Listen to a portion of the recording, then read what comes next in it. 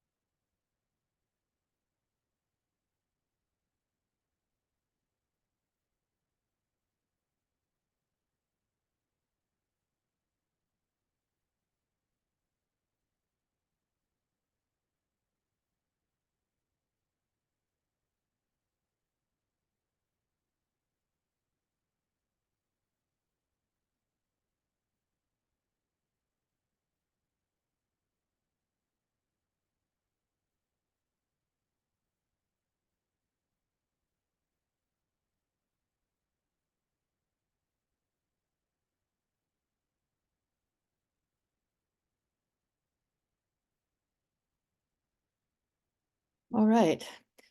Well, thank you again for joining us for today's webinar, the rehabilitation of brain injury and physical trauma in children. My name is Dr. Miroslava Romach. I'm a psychiatrist and I am co-director of the Ukraine Pediatric Fellowship Program, which is situated at Sick Children's Hospital in Toronto, Canada. I will be acting as the moderator for today's session. This webinar series is an initiative of the Ukraine Pediatric Fellowship Program, a program supported by Sick Kids for capacity building to improve the quality of children's health care in selected hospitals in Ukraine. We have been active since 2013 in various cities in Ukraine.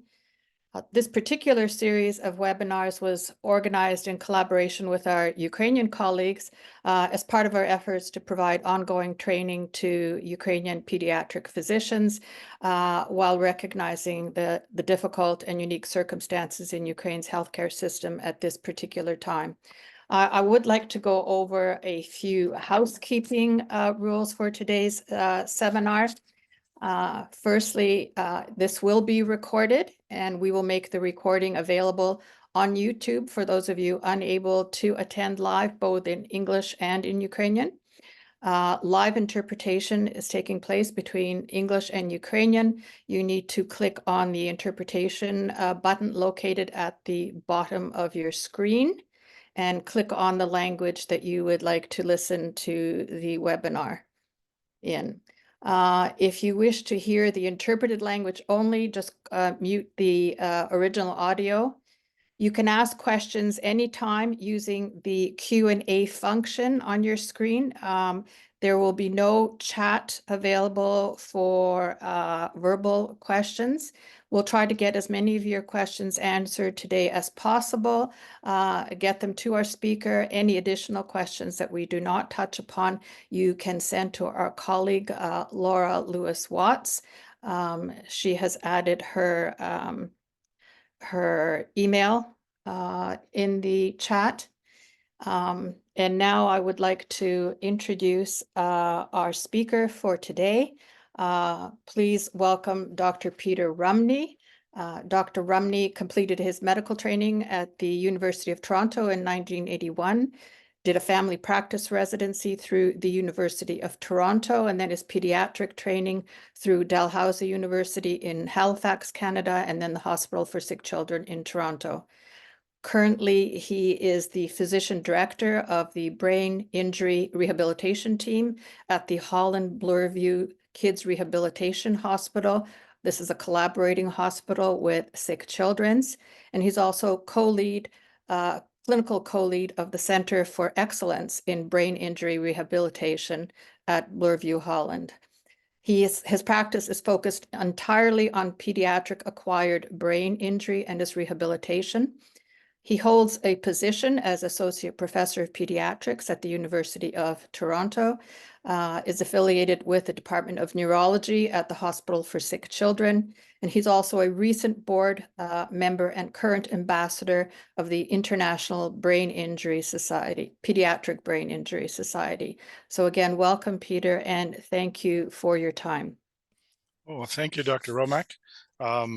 And I'm hoping that the presentation today will be something that people find helpful. So I'm just going to begin by sharing my screen, and hopefully everything is as we hope. Can you see the screen? All right. Wonderful, thank you. So I'm going to be talking primarily about pediatric brain injury. I know that there's a real interest in other physical rehab, but there are a great deal of overlaps amongst the various types of trauma and some of the key principles that I'm going to be discussing. I also want to acknowledge my colleague, Dr. Alicia Lada, who's the developmentalist who helped put this slide deck together with me. We use this in teaching our developmental residents on a regular basis. I also want to acknowledge that I have a lot of biases because I've primarily trained and practiced in North America. I really have a very centric view of North American and Canadian rehab, and I realize that there's a great deal of overlap with our practices in Europe and around the world. And I've collaborated with a number of my colleagues in the International Pediatric Brain Injury Society, and they have some excellent resources that are open to everyone, so that I certainly encourage that you look them up. I've put their website address in the chat, so you can copy that and go there at your leisure. So what is sort of pediatric rehab? Well, we know that it often occurs in a rehabilitation facility. This is what ours happens to look like, and we're very pleased that we were able to rebuild the facility in the last 25 years. It has very nice and welcoming environment that is ideal for pediatric rehabilitation. But of course, what is most important is actually the people who provide the rehabilitation care for the children and families. And these are the individuals that we're hoping to serve when we come to work every day and deal with their long-term issues and challenges. The objectives of today's slide presentation is really to provide an overview of pediatric brain injury rehab, looking at the etiology, review the principles of multidisciplinary rehabilitation, which is really what it is needed to provide good rehabilitation care for individuals, and talk about some of the more specific medical issues and assessments.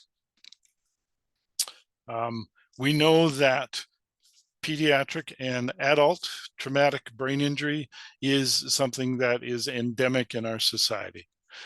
Data has been published for many, many years, from the late 80s through to current data, indicating that traumatic brain injury occurs at an incidence of approximately 150 to 250 per 100,000 per year.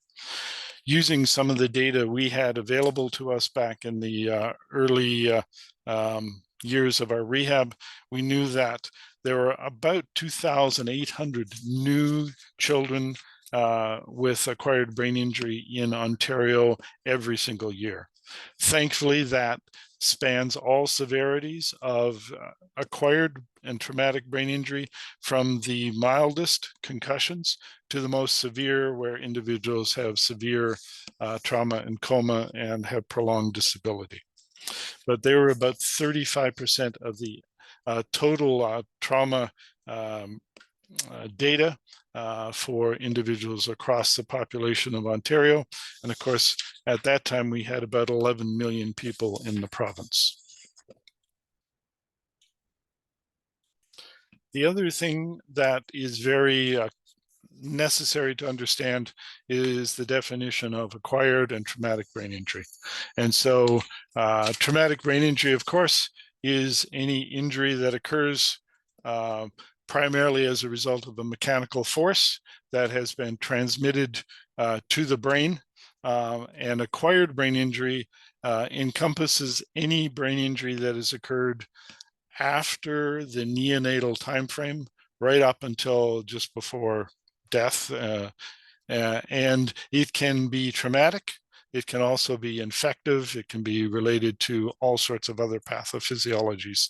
And I'm going to try and touch on these fairly quickly, just to make sure we all understand what acquired brain injury and its rehabilitation means to us, and looking at some of the clinical spectrums that present in the rehabilitation facility on a consistent and regular basis.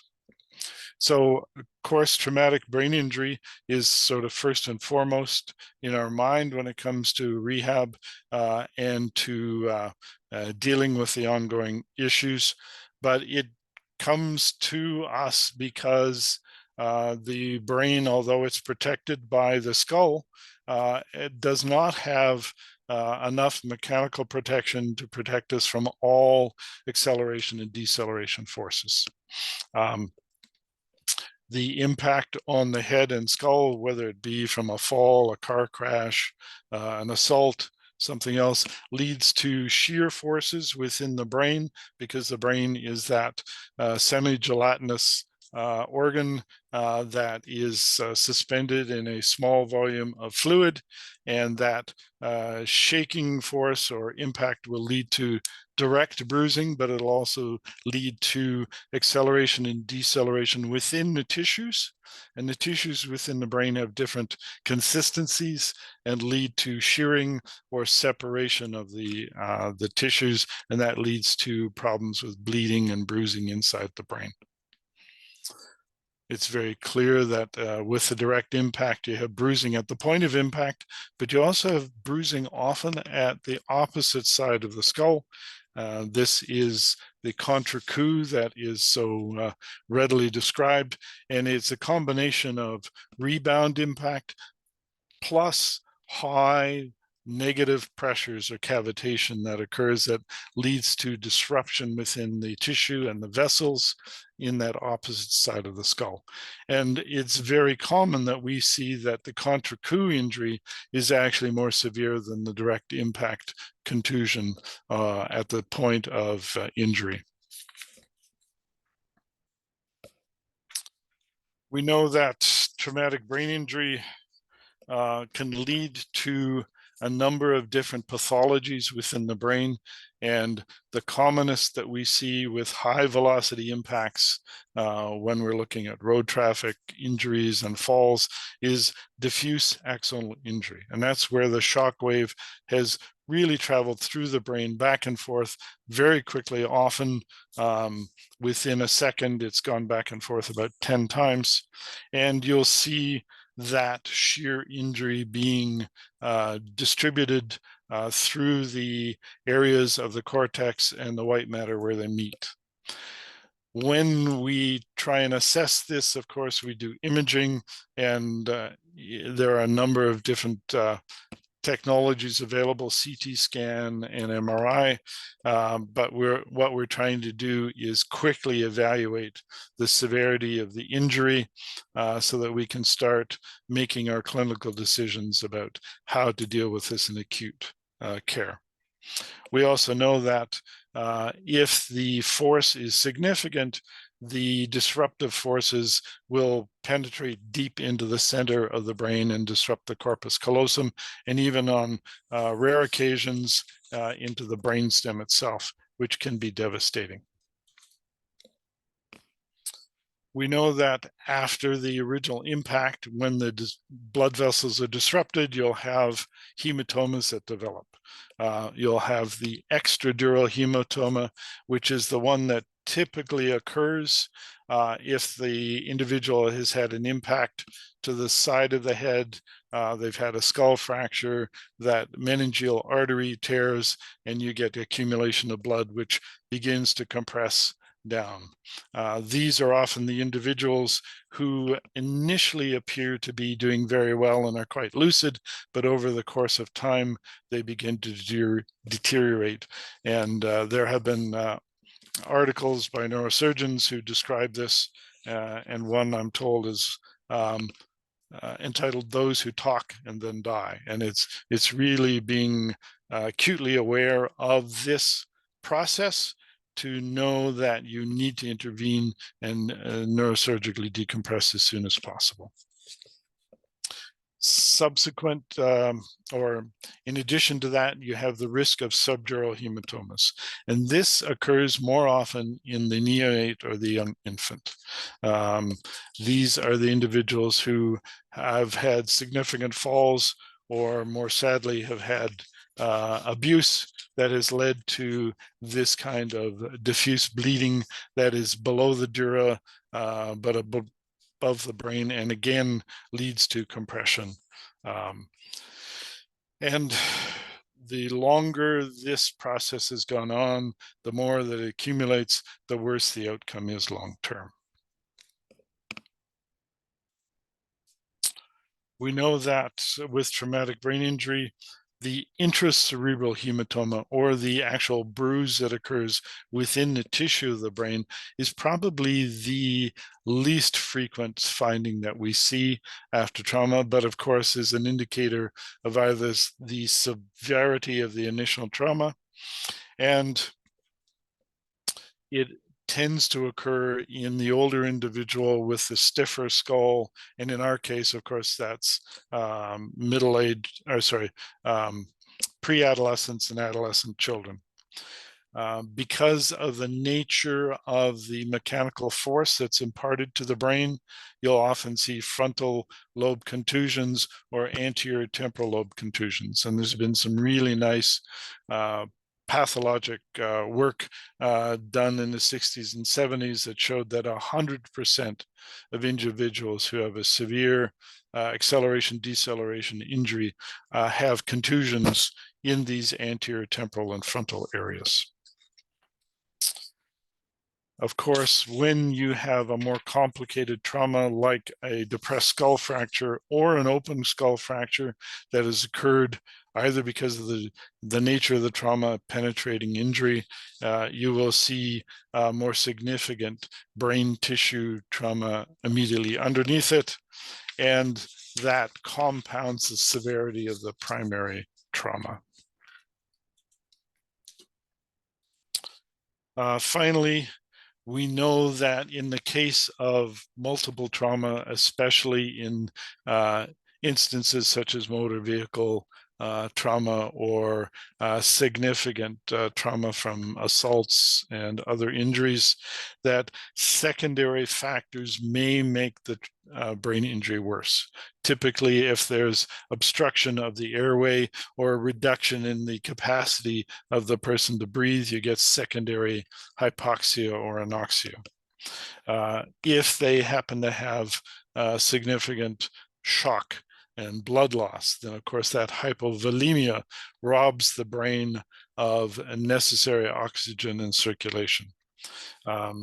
If there is a clot that develops because of trauma to the neck and disruption of the blood vessels, this will compound it.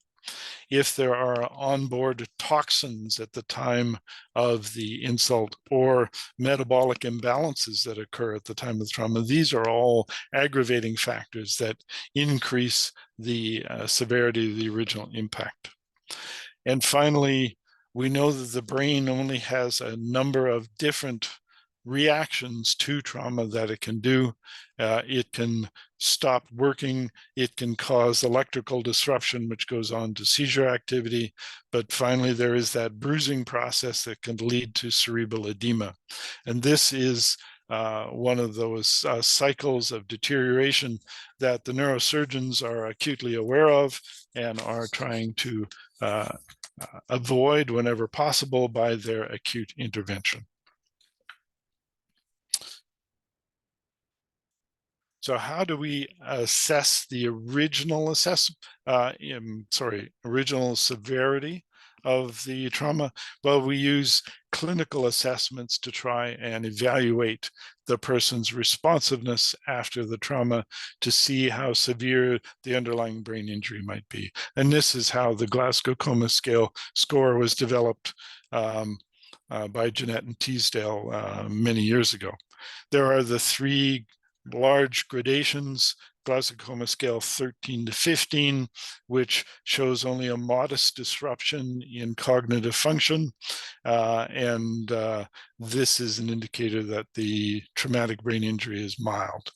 If the GCS is more significant, between 9 and 12, or hopefully not, but if it's less than 8, those are showing the more severe injuries themselves and are indicators in those first hours after trauma that acute intervention needs to be done. And it is when they really fall into coma at the GCS of 8 or less, that is when the full trauma response really needs to be initiated, and the acute care step in and do intubation, ventilation, resuscitation when appropriate, and use the other interventions available to them, be they hypertonic saline or cooling if necessary. So the trauma teams, of course, are trying to avoid further deterioration, further complications, further problems. And this is what is really the first step of appropriate rehabilitation, is getting the appropriate trauma care. We know that the localization of some of the pathology, such as the intercerebral hematomas, will lead to longer-term cognitive and behavioral and functional challenges. And so frontal temporal lesions are the ones that will often lead to what are described as the executive dysfunctions, and we'll get into those a little bit later. Mesial prefrontal lesions and temporal lesions also have the likelihood of leading to some behavioral issues like obsessive compulsive symptomatology. We know that individuals who have a lot of bruising in the inferior aspect of the frontal lobe, the orbital frontal area, will often show significant changes in their ability to attend and concentrate and their impulsivity. And so I often call this secondary attention deficit disorder, which develops and needs to be addressed over the longer term. We know that we have a number of tools available to us to try and assess the severity of the original injury. You can see problems here with some of the shearing effects leading to small hemorrhages at that junction of the gray and white matter. You'll see here the more significant intracerebral hematomas and bruising. And here you can see, of course, the extradural and subdural hematomas that develop. Finally, there are studies that are talking to us about the tracts that are disrupted as a result of trauma, going from a more normal tract organization to a very disruptive one. But of course, this is a technology that's not available to us as clinicians. This is research material, but it helps us to understand why longer-term challenges occur, and how the brain is trying to deal with these significant patterns.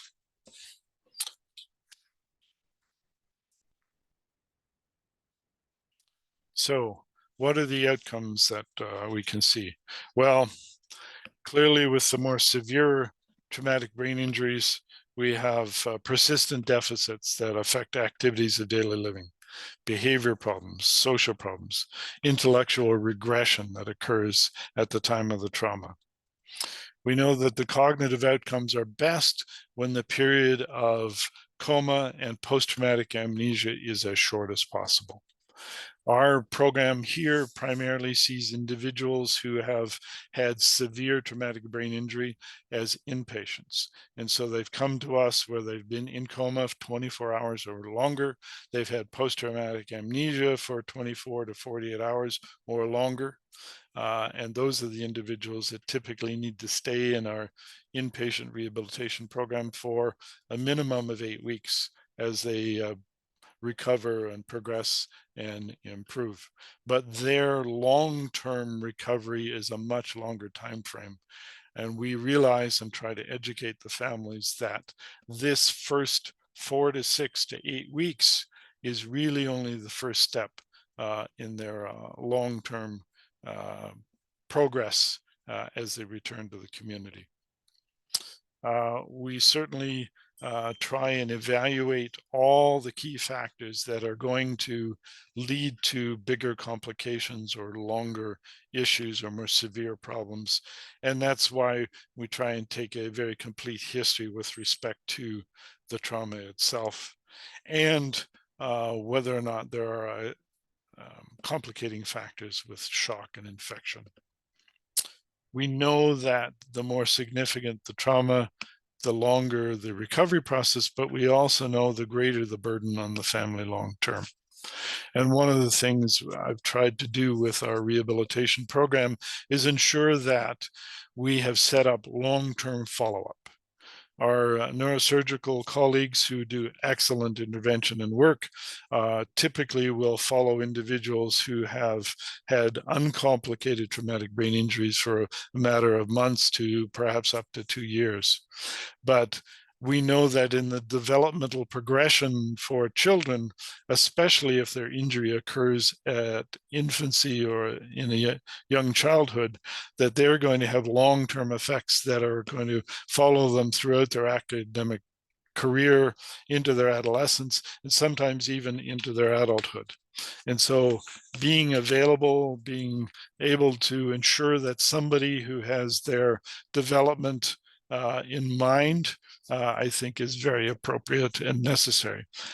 How that's done will be dependent upon your specific environment and the resources available to you in your community.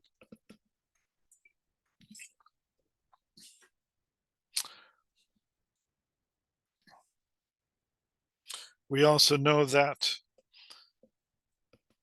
by looking at the initial MRI and CT, we can get some idea of how the child is going to do longer term. If it's a more superficial cortical injury and there isn't the deep white matter deterioration, then they're likely going to do much better. But we do know that no one sign on the imaging is definitive when it comes to long-term outcome. You really need to do functional assessment, and that's where assessment by your various therapies becomes absolutely crucial. Physiotherapy, occupational therapy, speech language pathology. And we have the luxury of having neuropsychologists who have done extra training in evaluating children who have had brain injuries to be able to do comprehensive testing early on and then do follow-up testing so we can track their recovery and progress.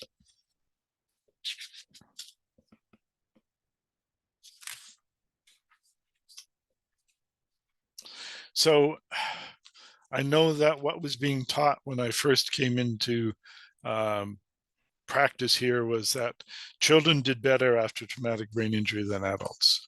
And this is something that has been sort of the main theme that's projected on throughout medicine for the last decades. The fact is that children recover differently than adults with respect to traumatic brain injury. And this message, I think, is finally getting out to all of us. We know that there's a greater likelihood of good motoric and speech recovery for an individual after traumatic brain injury. And because of the neuroplasticity that is available in children, the other hemisphere that is uninjured or the surrounding areas of the cortex that are uninjured can often take on new activities and new functions that help to compensate for the primary trauma. But it does so at the risk, or basically you have to sacrifice something so that the brain has pre-arranged areas of function and capacity that have some flexibility, but you can't give up significant amounts of your brain tissue and expect not to have long-term changes. And we're hoping that future science will be able to help us by replacing the lost tissue, but right now there's always a sacrifice in some way when there is significant tissue loss early on. So in children, it's typically seen that they have greater cognitive and social communication challenges long-term as a result of injury as a young child. And this is because the very tool that they need to learn and develop and progress, their brain, has been injured early on. And after this significant injury, their learning capacity is changed. Their intelligence may remain the same, but their speed of information processing, their ability to acquire new information and retain it with the same efficiency is changed. And so the very tool they need to learn and to master new skills is now less efficient and effective than it was before. And until we can replace that lost function by replacing tissue and by maximizing neurocognitive repair, then we have to help them learn about their changes and challenges and learn to compensate or work around them.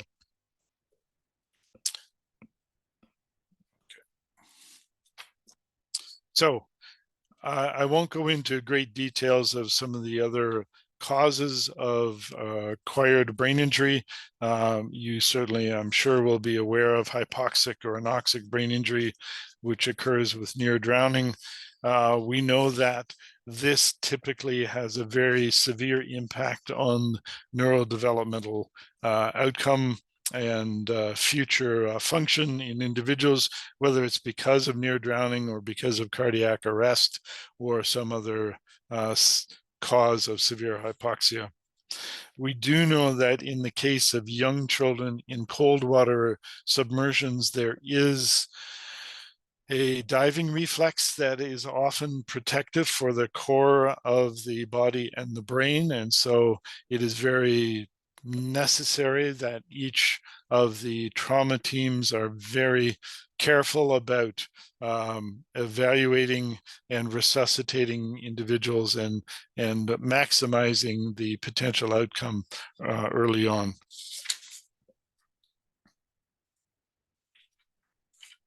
We know that if there's disruption in the vascular architecture because of trauma, but more importantly, we regularly see individuals that have strokes because of vasculopathies or inflammation within the major blood vessels.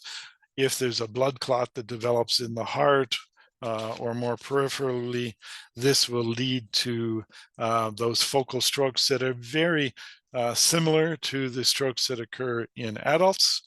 But of course, in pediatric brain injury, we see this as part of acquired brain injury as well. And so we bring them into our program to address their needs in a very similar manner.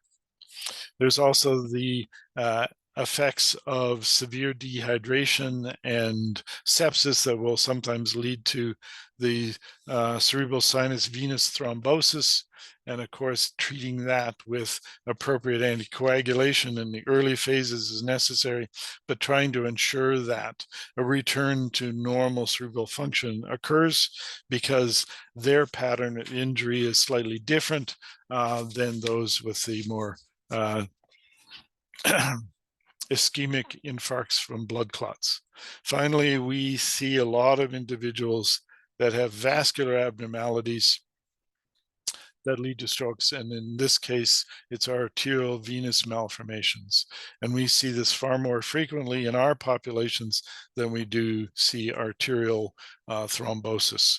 And so we have certainly seen improvements in the outcomes as the neurosurgical teams have been able to intervene more effectively with combinations of surgery or by using very specific obstruction of the AVM using types of superglue or coiling, and use a less invasive but equally effective therapy. And finally, for those that cannot be addressed surgically, of course, you have the possibility of radiotherapy to that specific area. A very effective treatment, but a much slower treatment that often takes 2 years to be finalized.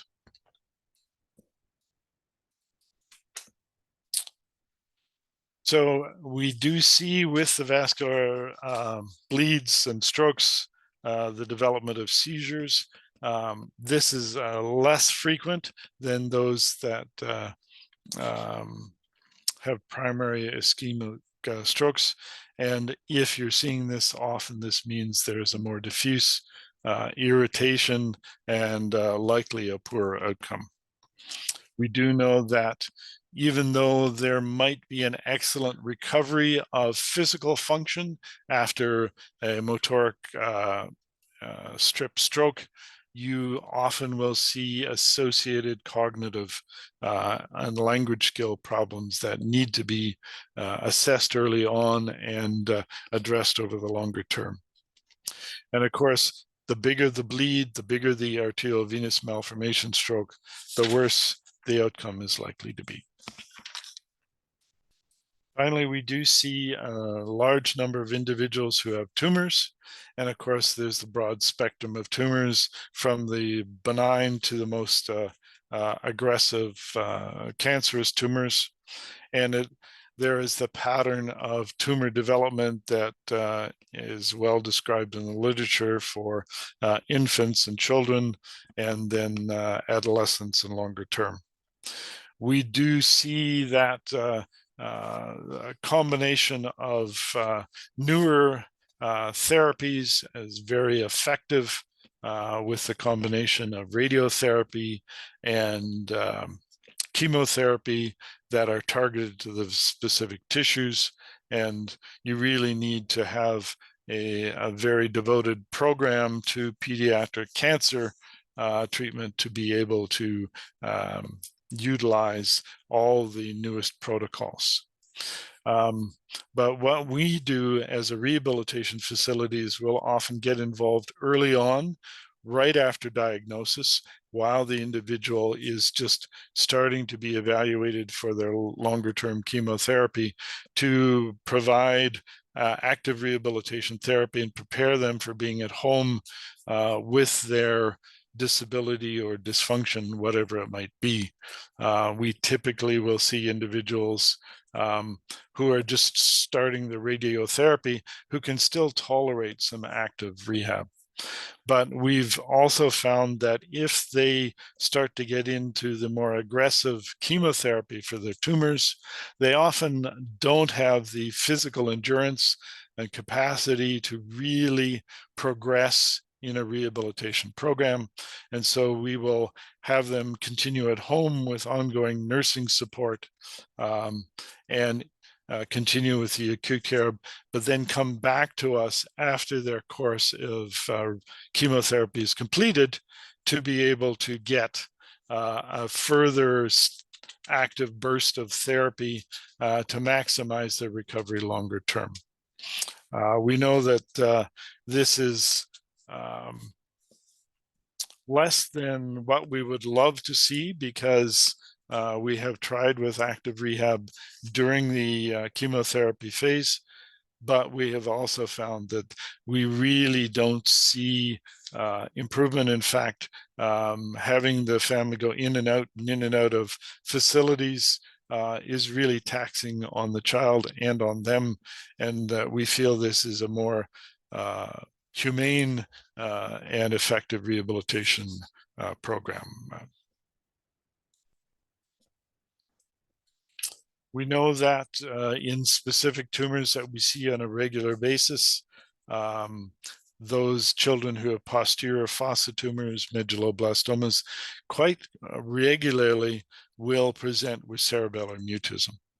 And this is that posterior fossa syndrome where they have normal receptive vocabulary, but cannot express themselves verbally.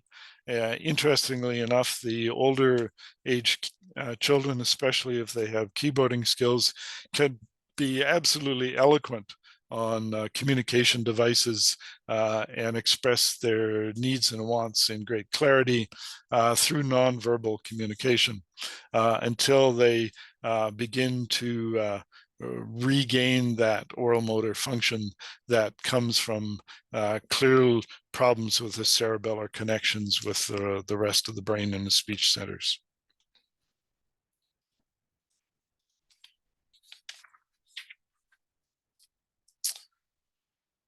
But again, the thing that I have seen on multiple occasions within our rehab program is the fact that the family functioning, the coping skills of the family, their ability to rally and support the individual and child has a very positive effect in their acute care, but also in their longer term rehabilitation.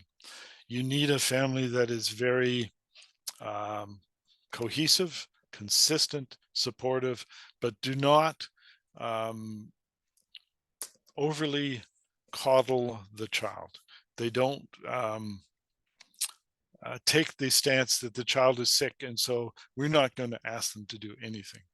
We really encourage the families to work with the children, stimulate the children to their capacities and their endurance, but by retreating to bed and doing nothing and giving them everything that they request is actually a formula for creating a child that is very entitled and often takes on that role of being disabled that is over and above the actual level of their disability. So we want to get them back into school, into cognitive activities, into play in the community as much as possible. We know that part of the outcome relates to the original treatment by the neurosurgeons and neuro-oncology teams. But we also know that by structuring their care and by having the family active and moving them forward, you can see very nice, consistent progress, even if they leave us. We see children with central CNS infections. Thankfully, very few with bacterial meningitis. And typically the only ones we will see will be those with complications such as cerebral empyemas. And we do, of course, ensure that there's good assessment of their hearing, because this is the most common long-term disability that occurs after significant bacterial infections. We know that there are the viral encephalitises as well, and they can present with various complications, and typically the worst outcomes are those with children that have had herpes simplex encephalitis and then go on to have complex seizures long term.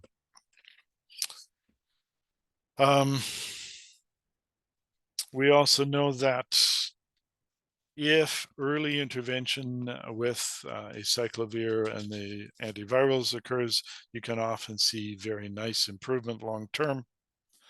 And we are starting to see individuals who have CNS infections that come to us who have had tick-borne infections, such as the rickettsials, and those encephalitises tend to present with a slightly different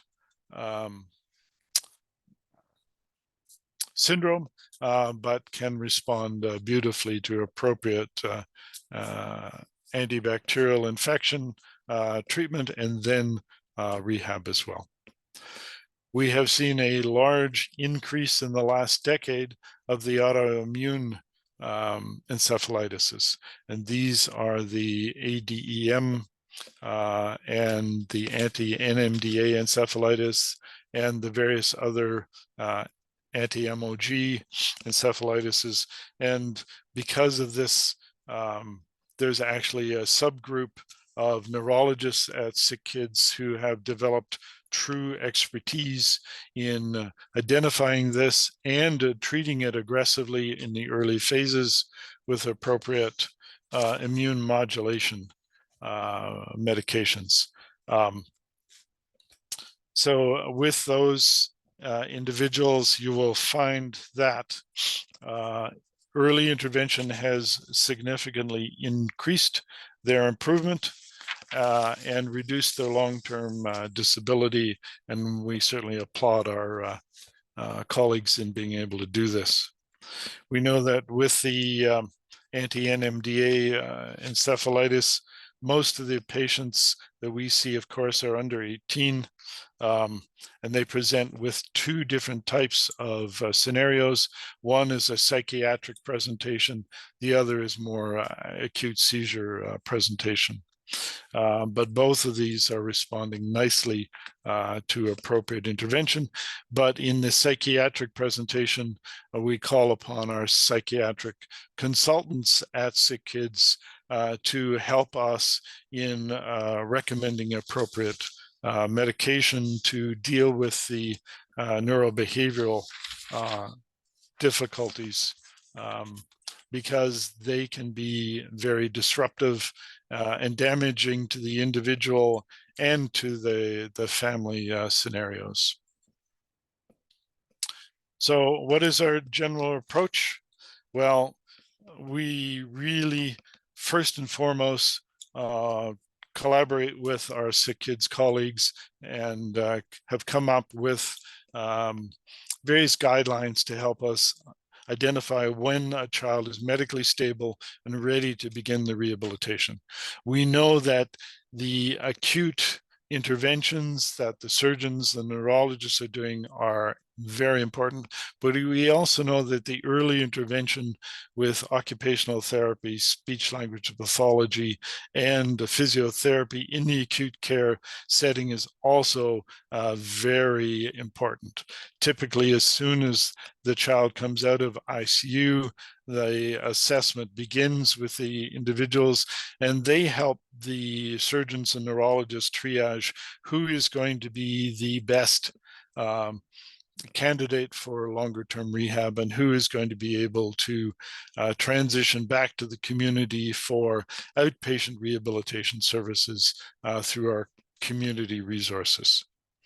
Certainly, there are other things that often help us to decide whether or not the person will be able to participate. And more than 80 to 90% of the referrals from Sick Kids we get are quite appropriate and immediately transition to our facility. Where we have difficulties is if there is a significant psychosis that's continuing on, or in the rare cases where generally an older child has had significant problems with drug and alcohol dependency, and they are not yet ready to actively participate in cognitive and behavioral rehab. So those things need to be addressed first. But thankfully, those are the rare cases. We know that we evaluate the child's neurocognitive function using a scoring system that was developed at the Rancho Los Amigos Hospital in California in the US. And we regularly see that individuals will transition through the 8 levels of Rancho Los Amigos, and you can see the very quick descriptions of those. Typically, an individual in level 1, of course, is truly comatose. Level 2, they're showing very modest response to the environment, and it's a very non-specific response. So whatever you do, they respond the same way. When they're in level 3, that's when they're beginning to respond more specifically to a stimulus from the environment. And that's when we know the brain is at that level where it can start to respond to interventions that we can provide more consistently. And this transition from 1 through to 3 is often the indicator that we can see they're going to continue to progress through the levels of cognitive function with the appropriate care and stimulation. Levels 4, 5, and 6 are presenting with each of them having different specific challenges and so on. And you can get into the literature where you see with the very agitated individuals at level 4, they often need a very quiet environment. They need a reduction in stimulation. That doesn't mean that you put them in a dark room and do nothing, but you try and intervene in very select ways so you don't overwhelm the individual. And if they're going through a sympathetic storming phase, that's when specific medications can be helpful in intervening as well to reduce that sympathetic response. So one of the overarching articles that I found a couple of years ago was the Principles of Rehabilitation that was published in the Lancet Neurology on 2020. And they really talked about the 3 major components of rehabilitation: restitution, compensatory rehabilitation, and adaptive rehabilitation. And this is really a nice overview as to what we do and how we do it. Certainly the restitution is where we begin to intervene in the early phases, trying to maximize that natural and native recovery as much as possible, making sure we avoid future complications, things like decubitus ulcers, things like contractures and shortening of tendons and muscles, using appropriate exercises to maximize range of motion and to begin to stimulate the brain and the body. Compensatory rehabilitation is really saying, okay, there are challenges that have developed that are as a result of central CNS trauma. And it's looking like there will be long-term changes as a result. This is where we need to teach compensatory strategies to exploit intact strengths that are still retained. And so knowing what those strengths are through the evaluations that are done by the therapists can be incredibly helpful. We're having to teach the parents that we need to exploit the strengths of the individual rather than the weaknesses, because trying to focus on exercising the weaknesses often is unsuccessful and only frustrating for the therapist and child.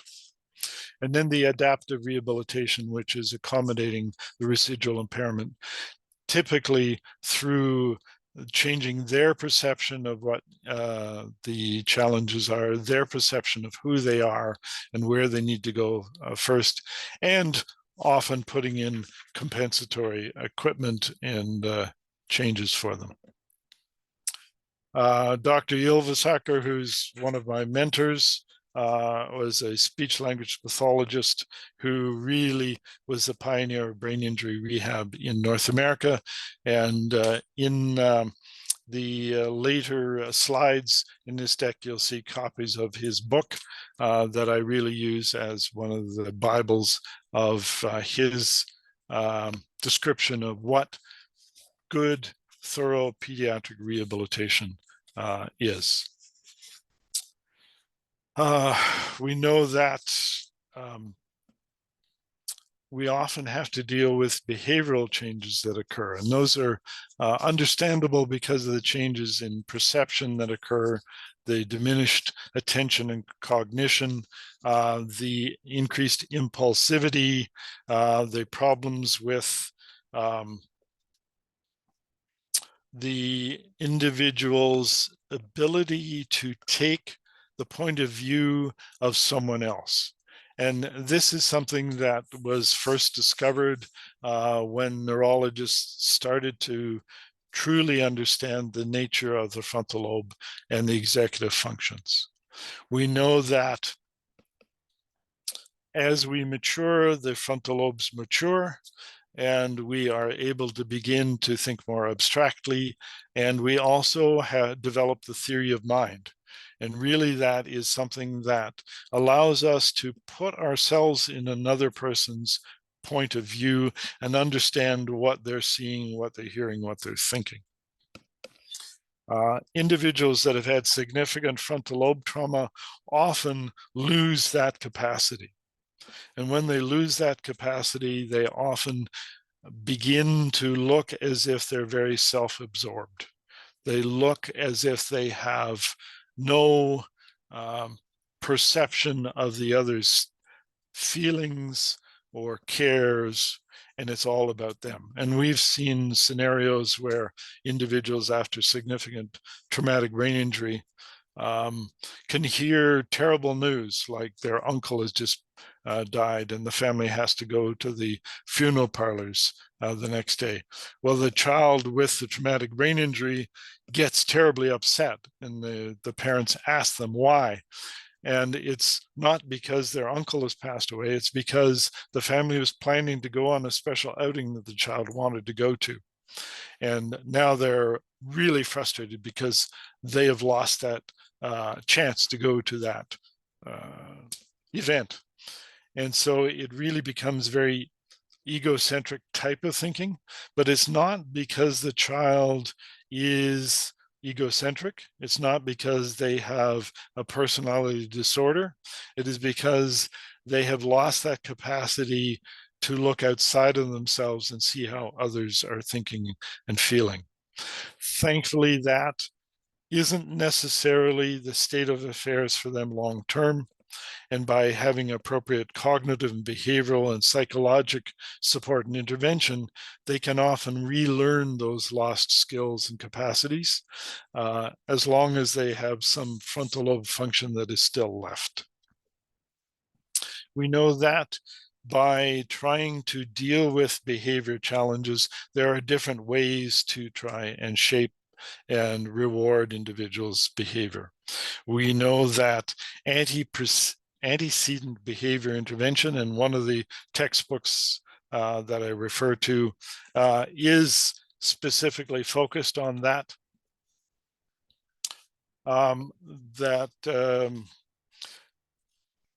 By setting up the right type of environment, by positively reinforcing the appropriate behavior, you can often make great strides in shaping the child's behavior. What we have learned is that punishment typically is ineffective. And it's specifically because in most cases, the punishment is often somewhat delayed after the behavior. And by this time, the child has forgotten the behavior and has moved on to other things. So punishing them really does not allow them to correlate the inappropriate behavior with the punishment. So it's a difficult issue to deal with for all individuals and all programs.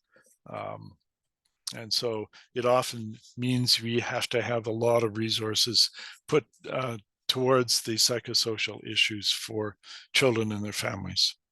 There's a wonderful tool called the Family Intervention in ABI, or the BIFI, and the BIFI-A that was developed to help teach families about what has happened to their child, what has happened after their brain injury, and how to begin to rebuild and intervene. Our target, of course, for rehabilitation therapy is to get individuals back into the community, back into doing the things that they want to do, back into school, back into their family, into their community activities, be it their church, their synagogue, be it the recreational activities, and try and support them as much as possible. And often there are not professional services that are available to do this, but sometimes you can enlist community-based services that have developmental resources, or just well-meaning individuals with some skills that can help to transition the child back with a buddy or a support to be that bridge back into the community. So we try and, as I said, initiate the rehab in the acute care setting, and I'm certainly not going to try and reteach the neurosurgical and neurologic skill set that is necessary. We do a comprehensive evaluation of the child, and that means the severity of the injury and all the other medical comorbidities, but it also means we try and understand their family, their environment, the social setup as much as possible. Having a good antenatal history and pre-trauma history of their development is incredibly helpful, because often you'll find areas of weakness and concern that predated the injury. And so trying to get the individual to exceed what their pre-injury function was like is, of course, a waste of time and effort. We come up with a multidisciplinary evaluation in the first 5 to 7 days of admission. And this ensures that we have our core team members: physiotherapy, occupational therapy, speech language pathology, social work, psychology, and recreation therapy, all working with the nurses and the physicians to do that full evaluation and then come together with some functional goals for the individual and for their family. And we do this with the family as a partner and collaborator, because we know we're only the first step in the process.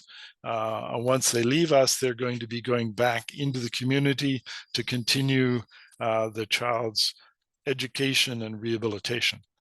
We know that by having them involved early on, we can learn about the child more specifically from them, and we can teach the families the strategies and the skills. And in one of the texts that I've included at the back, Dr. Braga from Brazil has developed this wonderful system where individual programs can be created for children with cerebral palsy and or brain injury that can be taught to the parents, and every month or so the parents can be taught new skills to help move them along in the community.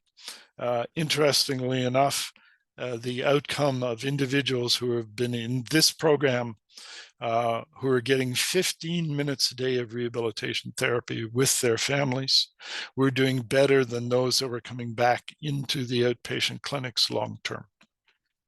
And so this is a very powerful indicator that having the appropriate rehabilitation therapy in the appropriate setting is far better than trying to teach them a skill in the clinic and to have them try and master it when they get back into the community. Certainly, there are the medical complications that I'm sure you're more than well aware of, post-traumatic seizures, and being able to screen out those that have late post-traumatic seizures and need long-term intervention and the appropriate anticonvulsants. Certainly over the course of my practice, we've seen the change from the early intervention with phenobarb and phenytoin, although they were excellent anticonvulsants, had long-term neurocognitive and behavioral effects that were negative. And so the shift has been more to levetiracetam and clobazam and some of the other newer anticonvulsants. We know that pain can be a significant issue early on, and that it's interesting to note that the severity of brain injury sometimes correlates with the severity of long-term headaches. And so specifically, individuals with milder injuries, concussions and mild complicated traumatic brain injuries, will often have greater problems with long-term headaches, migraines, and so on, whereas those with severe traumatic brain injury seldom have the same frequency of significant problems with headaches. And having a headache specialist involved can be very helpful to not only treat the acute episodes, but also prevent the recurrent migrainous headaches that may develop in the specific individual. We know that there's often significant pain that is related to spasticity and increased tone. And this becomes a problem of trying to treat the pain, or do we try and treat the spasticity and tone first? And often it's a collaborative approach where you're trying to do both. And so making sure that you're using antispasticity medications like baclofen, using Botox if there's a focal area.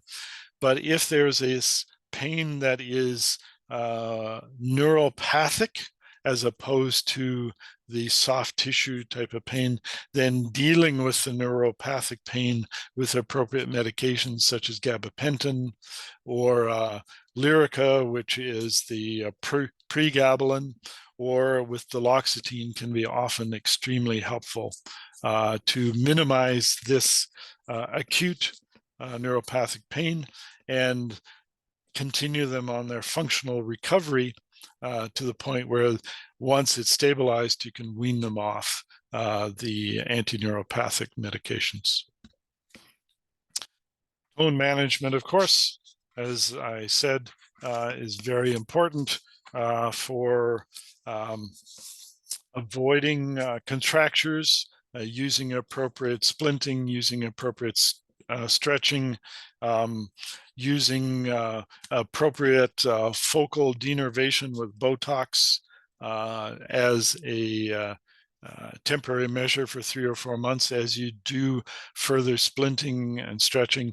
And I know that our orthopedic colleagues will often use a collaborative process of surgical releases when it's a long-term problem and post-operative Botox to maximize the individual's recovery. We want to avoid heterotopic ossification whenever it's seen. Often we see it with the older child and the teen who has had polytrauma, and typically they will have this ossification develop in areas around major joints that have been traumatized. We'll often see that intervention in this area has to be more circumspect, less aggressive, because the aggressive physiotherapy will often worsen the inflammation, worsen the deposition of bone, and you want to minimize that.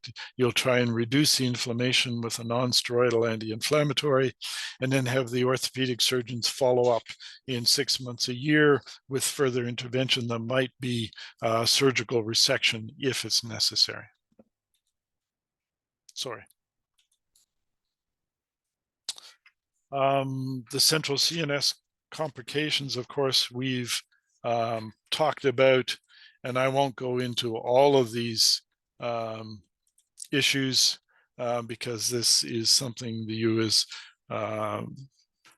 neurologically experienced individuals will already be very comfortable with. But what is one of the challenges that we have in pediatrics? Well, we know that not all children develop at the same time and the same rate. We know that environmental factors affect development long-term.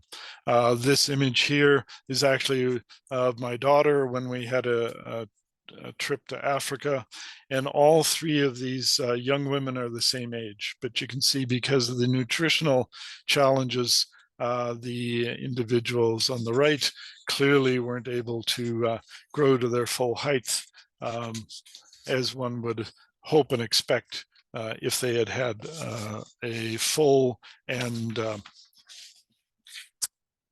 encouraging environment, so to speak.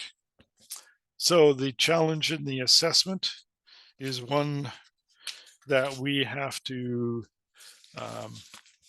address. And that's why having that comprehensive assessment of the individual before the trauma, if at all possible, can be incredibly helpful. And that includes getting records and past assessments from the schools, from testing from the family doctor, if necessary, to give you that baseline evaluation.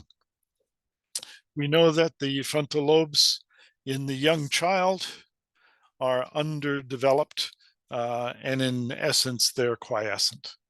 And this area of blue is the area of myelination, where the nerve fibers have been appropriately covered with myelin to maximize their neurocognitive function.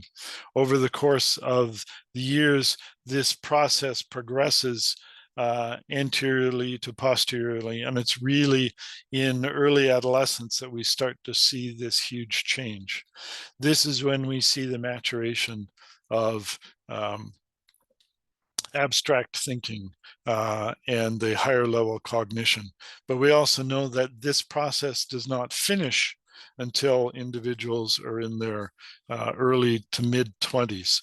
And so that gives us the capacity to intervene and train and teach and help the individuals learn strategies to intervene over the course of their recovery and their development to compensate for the areas that have been lost. So there's a huge variability. And again, I can't underscore enough the fact that children recover differently from brain injury than adults do. And this is why we feel that developmental approach and long-term intervention is so helpful and appropriate. We know that changes in the brain tissue with loss of white matter, with secondary hydrocephalus, with the loss of brain tissue, can be very, very significant long-term, and we need to be aware of that and help people compensate for that. We know that by improving the family cohesion, by improving their ability to compensate and support, we actually improve the outcome of the child long-term. And so Yates, in his literature, talks a lot about the family function and the long-term impact. And we see this in our clinical experience on a regular basis. So the rehabilitation factors we've already talked about. Our real challenge is a process of trying to compensate for the longer term issues and interventions. Sorry. And we want to make sure that individuals can maximize their natural recovery. And so I often discuss this with families that it is a process of maximizing the natural recovery, giving the brain the chance to rest and recover with good sleep, but also with good nutrition and good stimulation. And that's physical stimulation, that is cognitive stimulation, that is emotional support, so that they are not frustrated, they don't lead to significant problems with depression and anxiety long term. We are often trying to help with cognitive stimulation using appropriate calendars and queuing systems, routine organizational strategies. We promote modeling.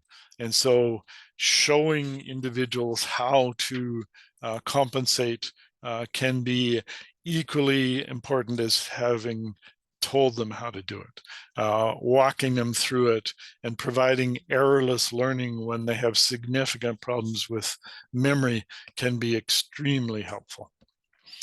We know that the emotional adaptation to the challenges is also incredibly important. And you'll actually see the number of individuals we have within our rehabilitation team that are devoted to the psychosocial and support is significant.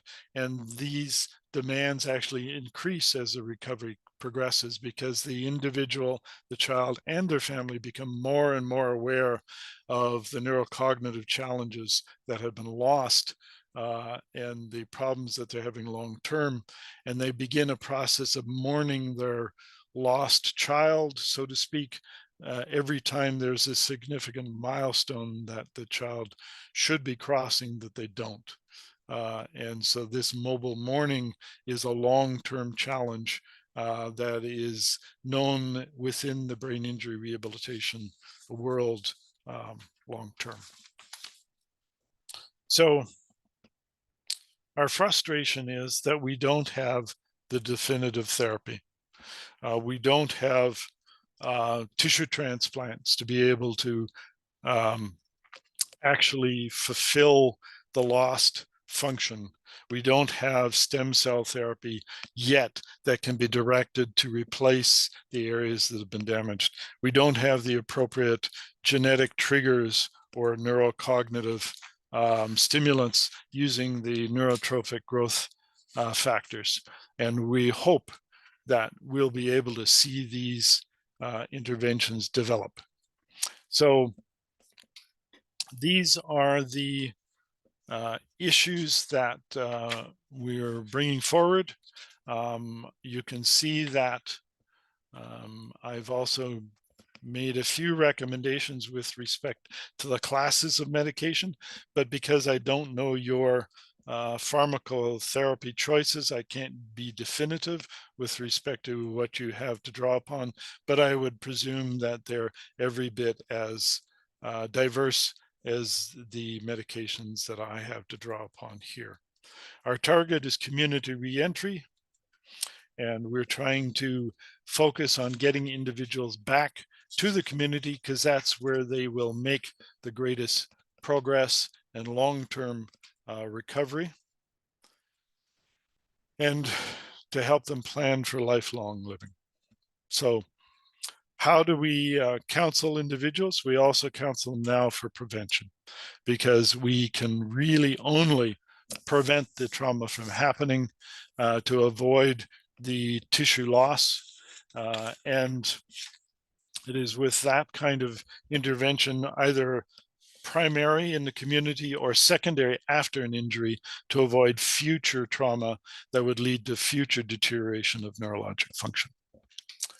So thank you for paying attention. I know it's been a long and fast run through a field, but I'd certainly welcome your questions. Yes, thank you very much, Peter. And yes, would like to proceed now to the question and answers. Dr. Ivanyuk will be reading out the questions for Dr. Rumney. Доброго дня усім. Надзвичайно приємно бачити, колеги. Маємо кілька запитань. Hello, everyone. I'm happy to see you, colleagues. We have several questions. Number one, what clinical tools for assessment do the occupational therapists or speech therapists use to assess the cognitive function? Is this the Rancho Pediatric scale, or is it the Canadian Occupational Performance Scale measure? Certainly, each of the therapies have their own battery of tools for the OTs. You've related to the COTNAB, which is a Canadian occupational therapy tool, an excellent tool. You have to tailor the tools to the age of the child.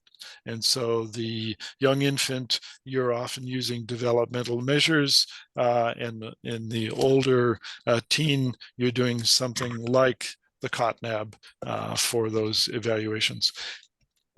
As well, using some of the WeFIM type structured activities to measure progress during the acute care and acute rehabilitation phases can be very helpful. For speech, they will often get into very specific tools for expressive and receptive vocabulary. For the higher level cognitive function, they will use the TEACH. They will use the pediatric test of brain injury that was published about a decade ago is another excellent tool to look at a whole series of domains within communication and cognition that can be very helpful and can be repeated as the person progresses.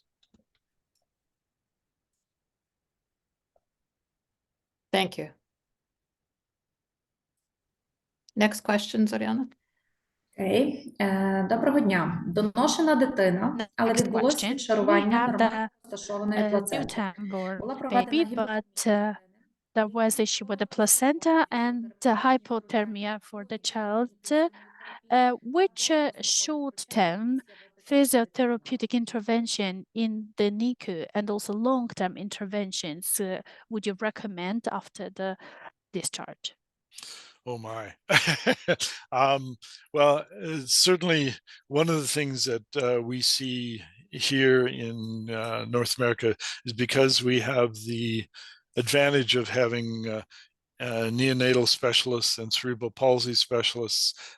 They are often the experts that will take the child from the NICU and do the developmental follow-up and the intervention.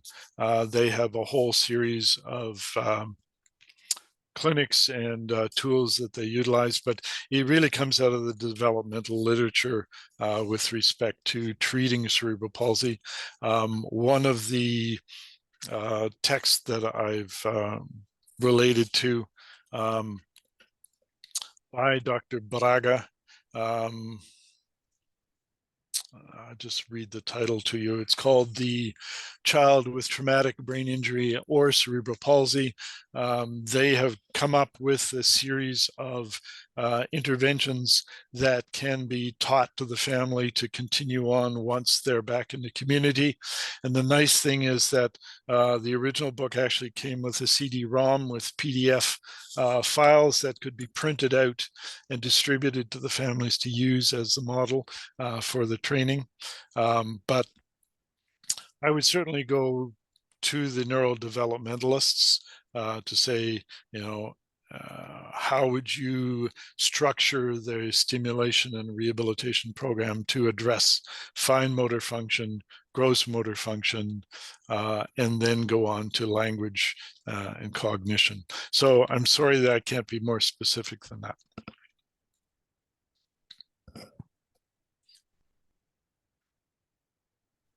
Дякуємо дуже.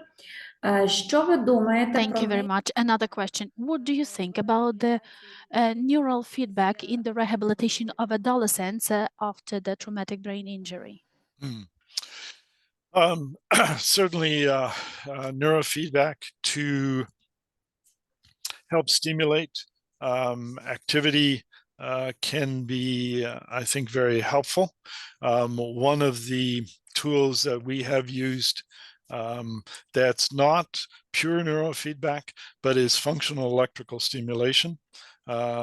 When it's used in collaboration with typically occupational therapy for hand function, can be extremely helpful because you can have the expertise of the trained occupational therapist or ergotherapist, I think you call them, who can see the progress and titrate the therapy to stimulate the next step in the neural recovery phase. Certainly, whether you follow Bobath or NDT or so on, that process of developmental recovery going from central to peripheral, from gross motor to fine motor, is, I think, a very powerful tool that is utilized. If you can use neurofeedback to help reduce muscle tone and teach the individual how to control it without the use of medication, that could be very effective. But it takes a lot of time and focus and attention for the individual to master that. And you may not have that time and the technology available to do that in the community as often and as frequently as you would like. And so it's the benefit of the intervention versus the cost and the time that you have to make the decisions what's going to work best in this environment. We have time for one last question.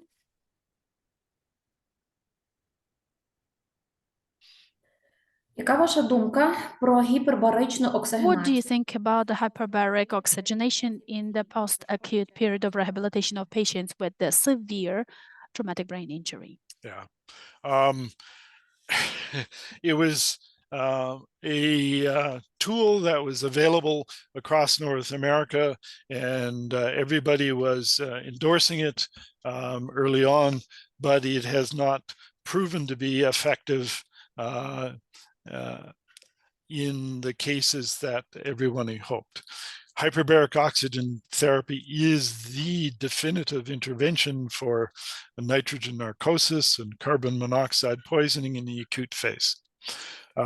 We also have seen individuals who have tissue trauma with gangrene, where hyperbaric oxygen therapy has also been very helpful.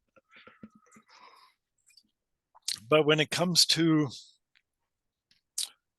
improving oxygenation and the tissue levels within the brain, if the person is in the longer term phase of recovery, they have good circulation within their vasculature, within their brain, and by increasing the O2 saturation in the tissue from 95 to 100% is not necessarily going to be helpful in improving neurologic function. We also know that the barotrauma that can occur if it's not well controlled can cause trauma to the ears, probably a modest problem overall. But I have seen individuals who've gone through courses of hyperbaric oxygen therapy who actually worsened or triggered seizure activity because of the oxidation stress on the brain.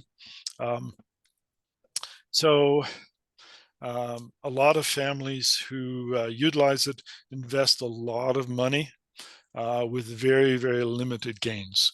And so it's not an intervention that I recommend anymore. Thank you very much, Peter. Thank you, Zoriana. Thank you all for joining us today for our webinar. Again, any questions that you have that we did not answer today, you can email to our program manager, Laura Lewis-Watts. Our next session will take place on March 22nd at 5 p.m. Ukrainian time. The session will be on managing acute and chronic pain in children. If you haven't already registered, please click on the link that's provided in the chat or click on the QR code on this slide. And we are very pleased that you were able to join us today. Together, we will work to improve the pediatric healthcare in Ukraine and try to make a positive impact on the young lives of our patients in Ukraine. So thank you again, and see you again next week on the 22nd. Дякуємо.